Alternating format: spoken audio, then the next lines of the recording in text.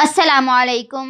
آج جو میں آپ کو کہانی سنانے جا رہی ہوں وہ ہے کسی کی زندگی پر بیتی ہوئی ایک درد بھری کہانی۔ اپنی آج کی اس کہانی کو شروع کرنے سے پہلے میں اپنے تمام ویورز سے ریکویسٹ کرتی ہوں کہ جنہوں نے ابھی تک ہمارے چینل کو سبسکرائب نہیں کیا وہ سب سے پہلے ہمارے چینل کو سبسکرائب کر لیں اور ساتھ موجود بیل آئیکن کو دبائیں تاکہ ہماری آنے والی ہر نئی ویڈیو کے اپڈیٹس آپ کو مل سکے۔ یہ ہمارے گاؤں کی ایک لڑکی نازو کی کہانی ہے۔ وہ اپنے حسن و جمال میں بے مثال تھی۔ تبھی ہمارے پڑوس کا لڑکا روشن اس کا شیدائی ہو گیا۔ روشن اور نازو کے گھر ساتھ ساتھ تھے۔ ایک دیوار بیچ میں تھی جس میں نازو کے باپ نے ایک چھوٹی سی کھڑکی لگوا دی تھی تاکہ اس کی بہو بیٹیاں ایک دوسرے کے گھروں میں آسانی سے آ جا سکیں۔ روشن اور سمن دونوں بہن بھائی تھے اور نازو ان کے چچا کی بیٹی تھی۔ گاؤں میں رشتے آپس میں ہوتے تھے۔ روشن کو بھی امید تھی کہ اس کا سنجوگ نازو سے ہی ہوگا۔ دادی سے اکثر یہی سنا تھا کہ نازو کی شادی روشن سے کروں گی۔ دادی کی وفات کے بعد بہو کی بن آئی اور نازو کی ماں نے کھلم کھلا کہہ دیا میں بیٹی کا رشتہ روشن سے ہرگز نہیں کروں گی بلکہ اس کی شادی اپنی بہن کے بیٹے بختیار سے کروں گی۔ چاچی چندا کا یہ اعلان سن کر سب نے دانتوں میں انگلی دبا لی کیونکہ نازو کا بختیار سے کسی طور جوڑ نہ بنتا تھا۔ وہ اپنے اس خالہ زاد سے تقریباً 10 برس بڑی تھی۔ یہ حقیقت سب کو معلوم تھی۔ سبھی نے نازو کی ماں کو سمجھایا کہ بیٹی کی زندگی سے مت کھیلو مگر وہ بہن کی محبت میں اندھی ہو رہی تھی۔ دراصل نازو کی یہ خالہ ایک ٹانگ سے معذور تھی اور اس کا ایک بازو بھی کمزور تھا۔ اسے ایسی بہو درکار تھی جو اس کا بکھرا ہوا گھر سنبھال لے، بھلا اس کے بیٹے کے ساتھ خوش و خرم زندگی بسر کر پائے یا نہیں۔ شادی کا بندھن کیا ہوتا ہے اور اس رشتے کے کیا تقاضے ہیں؟ وہ شادی کے بعد بھی سال بھر تک نازو کو بیبے یعنی بڑی بہن بلاتا رہا تھا۔ بڑوں کے بار بار ٹوکنے پر بڑی مشکل سے بیبے کہنے کی عادت چھوٹی تھی۔ نازو بھی معصوم سی لڑکی تھی۔ سمن تو نازو کے بھائی کی بیوی بن کر خوش و خرم ہو گئی کیونکہ دونوں ہم عمر تھے اور ایک دوسرے کو پسند بھی کرتے تھے، لیکن نازو ماں اور بھائی کی خوشی کی خاطر قربانی کا بکرا بن گئی۔ اس کے دل کی دنیا اجڑ گئی۔ وہ لڑکی تھی، دکھ سہ کر صبر کر لیا، لیکن روشن بہت زیادہ متاثر ہوا تھا۔ وہ اس قدر ڈسٹرب ہوا کہ گھر سے چلا گیا اور 2 سال تک نہ لوٹا۔ ماں باپ بیچارے بیٹے کی جدائی اور پریشانی میں نیم جاں ہو کر رہ گئے۔ شادی کے بعد نازو بہت بدل گئی۔ وہ نہ رہی جو شادی سے پہلے تھی۔ دیکھ کر یوں لگتا تھا جیسے وہ اچانک زندگی کے کئی اشرے ایک جست میں پھلانگ گئی۔ 18 سال کی نازو یکدم 40 برس کی عورت جیسی سنجیدہ اور سیانی نظر آنے لگی، جبکہ بختیار کو تو ابھی تک پتہ نہ تھا کہ بیوی کیا ہوتی ہے۔ وہ گھر آتا تو ماں سے کہتا اماں یہ سالن اچھا نہیں پکاتی، پتہ نہیں تم اسے کیوں لے آئی ہو، بہت دن رہ لی ہے، اب اسے گھر بھیج دو۔ یہ مجھے روز ہاتھ منہ دھونے کا کہتی ہے، اسے ہر وقت صفائی ستھرائی کی پڑی رہتی ہے، مجھے یہ بالکل اچھی نہیں لگتی، میرا سر کھاتی ہے۔ بیٹے کی باتوں پر ماں ہنس کر کہتی میں واری صدقے تیرے کہنے سے اس کے باپ کے گھر بھیج دوں تو کام کون کرے گا؟ نازو بہت صابر لڑکی تھی۔ وہ ہر بات سے بے نیاز اور بے پرواہ ہو کر بس خالہ کی خدمت کیے جاتی۔ اسے خالہ کی معذوری کا احساس تھا، اسی لیے اسے دکھ دینا نہیں چاہتی تھی۔ وہ سارا دن گھر کا کام کرتی رہتی، رات کو تھکن سے نڈھال چارپائی پر گرتے ہی سو جاتی۔ اس کی ساس ایسی صابر اور بے زبان بہو پا کر بہت خوش تھی، لیکن اس کا خالو قطعی خوش نہ تھا۔ وہ نازو کو دیکھ کر کڑکتا تھا، کہتا تھا تم نے اس لڑکی پر بڑا ظلم کیا ہے۔ خالہ یوں نازو سے بہت پیار جتلاتی تھی، واری صدقے جاتی تھی۔ کیوں نہ واری صدقے جاتی؟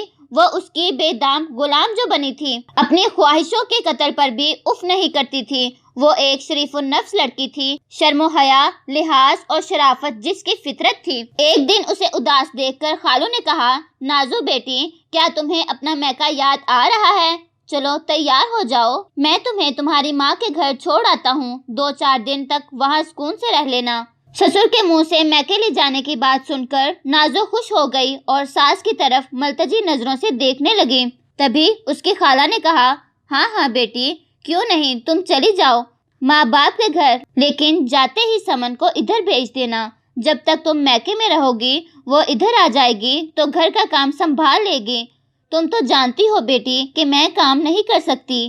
جی خالہ، میں ضرور امی اور بھائی سے کہوں گی کہ وہ سمن کو آپ کے پاس پہنچا دیں تاہم وہ خوشی خوشی تیار ہو گئی اور سسر کے ہمراہ چل دی۔ ابھی آدھا راستہ طے ہوا تھا کہ اچانک اس کے سسر نے کہا، بیٹی تم ذرا ادھر رک کر میرا انتظار کرو، میں نزدیکی پیٹرول پمپ سے ٹھنڈے پانی کی بوتل لے کر آتا ہوں۔ نازو نے چادر سے خود کو ڈھانپ کر رکھا تھا۔ وہ درخت کی اوٹ میں بیٹھ کر سسر کا انتظار کرنے لگی، کیونکہ گرم ہوا چل رہی تھی۔ اسے بھی ٹھنڈے پانی کی طلب ہو رہی تھی۔ کافی دیر گزر گئی اور اس کا سسر واپس نہ آیا تو اس کا جی گھبرانے لگا، لیکن وہ اس جگہ سے 2 قدم بھی ادھر ادھر نہ ہوئی۔ مبادا اس کا سسر آ جائے اور نہ پا کر پریشان ہو جائے۔ سامنے سڑک سے کئی مسافر گزرے، لیکن ان میں کوئی بھی اس کا خالو یعنی سسر نہیں تھا۔ گرمی کی وجہ سے پرندے تک دم سادے بیٹھے تھے۔ اب اسے ڈر لگنے لگا، کیونکہ کافی وقت گزر چکا تھا۔ سپہر سے شام ہو گئی۔ وہ دعا کرنے لگی، اے اللہ کسی کو بھیج دے جو اس کے سسر کی خبر لا دے۔ تبھی ایک شخص آیا اور اس نے کہا، تم کس کا انتظار کر رہی ہو بی بی؟ اپنے خالو جی کا۔ یہی کہیں کسی نزدیکی پیٹرول پمپ سے ٹھنڈے پانی کی بوتل لینے گئے تھے۔ کئی گھنٹے گزر گئے ہیں، وہ اب تک نہیں آئے۔ کیا تمہارے خالو کا نام سرفراز تو نہیں ہے؟ جی ہاں۔ کیا آپ ان کو جانتے ہیں؟ ہاں بہت اچھی طرح۔ وہ سڑک پر جاتے جاتے اچانک گر گئے۔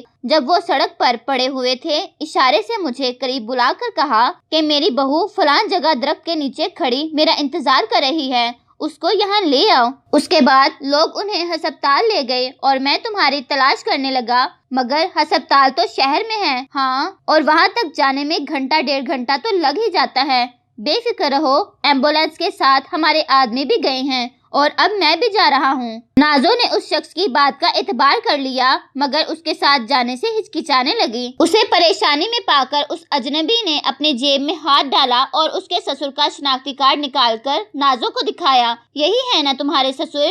جی۔ اس نے اس بات میں سر ہلایا۔ تو چلو اب شام ہو رہی ہے، مجھے جلد یہ کارڈ وہاں دینا ہوگا۔ نازو کوئی اور سوال کیے بغیر اس کے ہمراہ چل دی۔ آگے گاڑی کھڑی تھی، وہ اس میں بیٹھ گئی۔ اجنبی نے کار سٹارٹ کر دی اور انجانے راستے ہو لیا۔ ہم کہاں جا رہے ہیں؟ شہر کے ہسپتال جہاں تمہارے خالو کو لے گئے ہیں، ان کا شناختی کارڈ جمع کرانا ہے۔ وہ شہر کے ہسپتال کبھی نہ گئی تھی۔ کہنے لگی، بھائی بات سنو، مجھے ہسپتال نہیں جانا، مجھے میرے گھر پہنچا دو۔ میں عورت ذات وہاں جا کر کیا کروں گی؟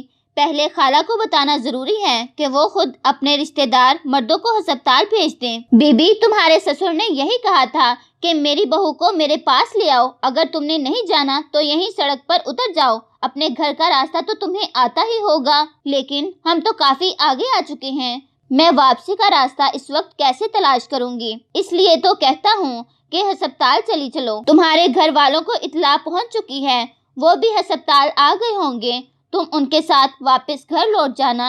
نازو سوچ میں پڑ گئی۔ اسے سوچتے دیکھ کر وہ بولا، بی بی میری مانو تو ہسپتال چلو، ہم نزدیک پہنچ چکے ہیں اور تمہارا گھر دور رہ گیا ہے، رات ہو رہی ہے، تمہارا اکیلے گاؤں جانا مشکل ہے۔ کچھ سفر طے کرنے کے بعد اجنبی نے بلا آخر گاڑی کو پکی سڑک سے کچی سڑک پر اتار لیا۔ پکے راستے کے پہلو سے اندر کو کہیں جا رہی تھی۔ اب وہ خوف زدہ ہو گئی، اس طرف تو شہر کے کوئی آثار نہ تھے۔ اتر آؤ۔ اجنبی نے اسے سوچوں سے چونکا دیا۔ منزل آ گئی ہے، مگر ہسپتال کہاں ہے؟ کیا اس ویرانے میں ہے؟ زیادہ سوال مت کرو، یہاں اندر کی طرف درختوں کے جھنڈ ہیں، جہاں ڈاکوؤں کے ٹھکانے ہیں جو مسافروں سے گاڑیاں چھین لیتے ہیں۔ پھر اس نے عمارت کی جانب اشارہ کیا جس میں سے روشنی باہر آ رہی تھی۔ وہاں ہے تمہارے خالو۔ تبھی اس نے ہارن دیا تو ایک آدمی نکل کر باہر آیا، جس نے گیٹ کھولا اور گاڑی احاطے کے اندر چلی گئی۔ عمارت کافی بڑی تھی۔ کہاں ہے میرے خالو جی؟ اس نے ادھر ادھر دیکھا، کیونکہ ماحول سے خطرے کی بو آ رہی تھی۔ ایک آدمی ہنسا، وہ تو اوپر چلے گئے ہیں۔ اوپر کہاں؟ گویا وہ سدھ بدھ کھو رہی تھی۔ اوپر بھائی، جو لوگ مر جاتے ہیں وہ اوپر ہی تو چلے جاتے ہیں۔ وہ کانپنے لگی۔ ڈرو نہیں، بے فکر ہو کر یہاں رہو، رات بھر مہمان رہو گی، صبح تمہیں تمہارے گھر پہنچا دیں گے۔ نازو رونے لگی۔ یقین ہو گیا کہ بری طرح پھنس چکی ہے۔ سسر کا شناختی کارڈ دکھا کر اجنبی نے اس کا اعتبار حاصل کیا تھا۔ دراصل جب ایمبولینس میں ڈال رہے تھے تو کارڈ گر گیا تھا۔ ہجوم کی وجہ سے کسی نے شناختی کارڈ گرتے نہ دیکھا اور اس شخص نے اٹھا لیا جو اب نازو کو یہاں تک لے آیا تھا۔ یہ درست تھا، اس کی سرفراز سے تھوڑی بہت شناسائی تھی اور اس بزرگ نے جس کا دم لبوں پر تھا اسے کہا بھی تھا کہ اس کی بہو فلاں جگہ انتظار کر رہی ہے، لیکن اس کے بعد ہی دل کا شدید دورہ پڑا تو وہ بیچارہ آگے نہ بول سکا۔ تبھی لوگوں نے فون کر کے ایمبولینس منگوا لی اور جب وہ لوگ بزرگ کو ہسپتال لے گئے تو یہ کارڈ اٹھانے والا اجنبی ان کے ہمراہ جانے کی بجائے نازو کو تلاش کرتا اس جگہ پہنچ گیا جہاں وہ درخت تلے بیٹھی سسر کا انتظار کر رہی تھی۔ خیر، اس کی قسمت میں یہ حادثہ لکھا تھا سو ہو گیا، تاہم اب جبکہ وہ بھیڑیوں میں گر گئی تھی سوائے رونے کے کچھ نہ کر سکی۔ ایک تو خالو کا دکھ کہ جانے اس پہ کیا گزری، اوپر سے ایسی صورتحال کہ کوئی مونس اور نہ مددگار، اور وہ انتہائی صفاق قسم کے لوگوں کی قید میں آ چکی تھی۔ جب نازو نے بے تحاشا رونا شروع کر دیا اور کسی طرح بے چپ نہ ہوئی تو ایک نے کہا، یار اسے سکون کا ٹیکا لگا دو، تھوڑی دیر بعد گہری نیند سو جائے گی۔ اس نے جتنا بھی واویلا کیا کسی نے کان نہ دھرے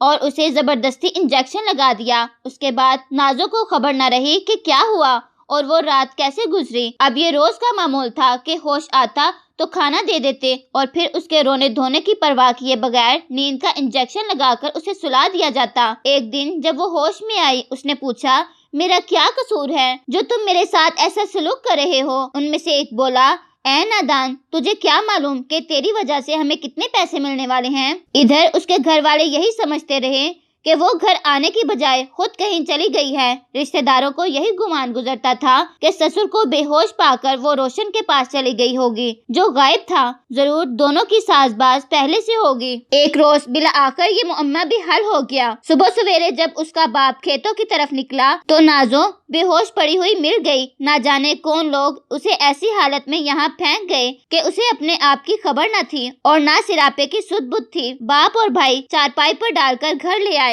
جب اسے ہوش آیا وہ پاگلوں کی طرح اپنے گھر اور گھر والوں کو دیکھتی تھی، لگتا تھا جیسے انہیں پہچاننے کی کوشش کر رہی ہو۔ ماں بار بار پوچھتی، تو اتنے دن کہاں تھی اور تیرے ساتھ کیا ہوا ہے؟ کس نے تم پر اتنا ظلم ڈھایا؟ وہ ٹکر ٹکر دیکھتی مگر جواب نہ دیتی۔ باپ اور بھائی اسے ہسپتال لے گئے، اگرچہ وہ بدنامی نہ چاہتے تھے مگر علاج بنا چارہ نہ تھا۔ کافی عرصے علاج ہوتا رہا، رفتہ رفتہ اس کی حالت قدرے سنبھلی، گھر والوں سے تھوڑی تھوڑی بات کرنے لگی مگر خوف نے پھر بھی اس کا پیچھا نہ چھوڑا۔